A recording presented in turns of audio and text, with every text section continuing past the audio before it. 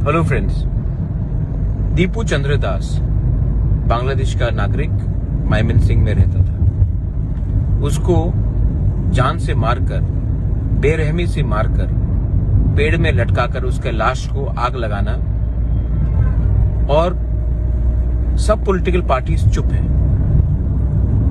हमारे तिपरा मोथा को गुंडा बोलते हैं, हमें धमकाते हैं, हमें नहीं छोड़ेंगे बोलते हैं, लेकिन जो असली दुश्मन बांग्लादेश में है, जिसने दीपू चंद्र दास को मारा, जो लोग इंडियन एम्बेसी के सामने हमारे लोगों को गाली देते हैं, बोलते हैं कि नॉर्थ ईस्ट को तोड़ देंगे, उसके खिलाफ तो आपके पास हिम्मत नहीं आवाज उठाने के लिए।